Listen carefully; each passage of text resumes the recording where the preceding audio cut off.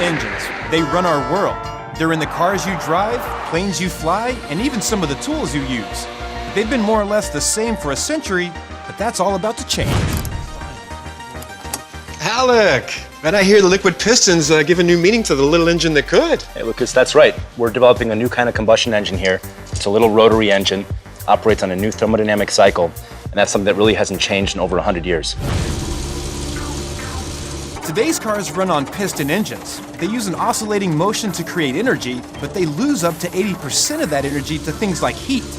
By making the engine smaller and more streamlined, they're taking that energy back. So what are these guys up to right now? These guys are installing our new 70cc X engine onto this go-kart. We're not going into the go-kart market, don't worry, but what we're doing is developing this new engine and putting it onto this vehicle for a demonstrator. The real uses? Car hybrids, drones, generators, essentially anywhere engines already are. Okay, so I don't know a lot about engines, so how small are we talking here? Well, the engine's really small, and actually if we step over here, we can see the original engine that came off the go-kart. What? So this is a 6 horsepower engine, weighs about 40 pounds, and we're replacing it with our engine where the core is about 4 pounds. Hold up. 40 pounds versus 4 pounds? Correct. This engine produces about 6 horsepower, and ours is currently making around 3. So we're producing a little bit less power, but it's 10-fold reduction in size and weight. They're limited to 3 horsepower right now for testing. When it's done, it should be hitting 5 horses.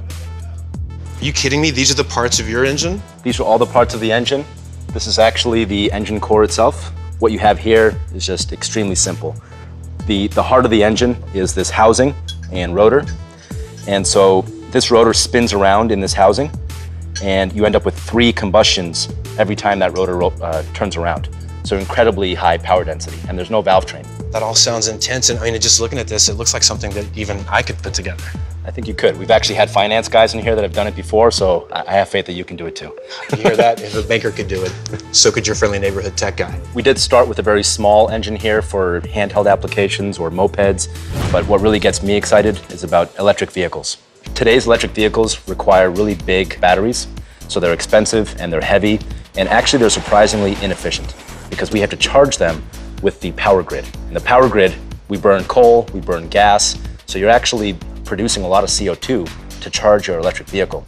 Now, what we want to do is take electric vehicle and reduce the battery by, let's say, 80 or 90%. So much smaller, lighter, cheaper.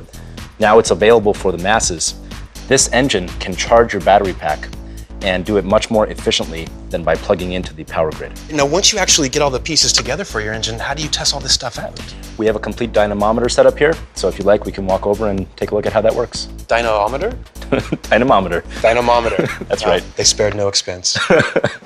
So here we're actually running the engine. Right now we're just spinning the engine on the dyno, and what we can do is we can actually fire it.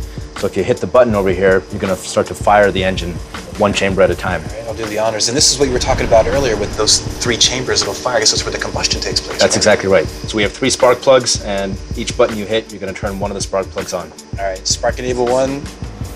So what is actually happening inside that engine?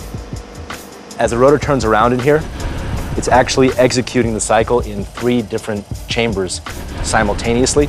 So in addition to operating on the new cycle, it's very power dense. Never thought testing an engine could be so cool. You're doing a great job, and if we're actually hiring test engineers if you like. Come on, that's not code for intern, is it? Looks like you're having a good time, Lucas, but if you like, I got something even better for you.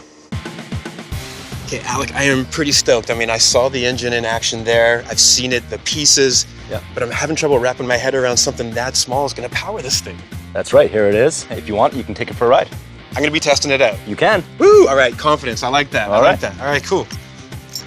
Small engine, small car, big host.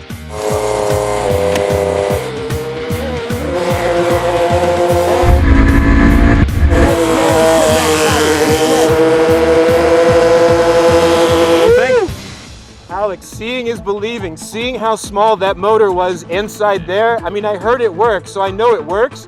But you don't get a sense of that power until you're out here. I cannot believe how fast that thing A whole goes. lot of power from a 4-pound package, right? Unbelievable. Actually, it is believable because I just experienced it. Wow, you guys are onto something special here. That's right. Thank you. But I gotta be honest with you, I think I need to test it just a little bit more just to be sure, okay? Okay, go for it.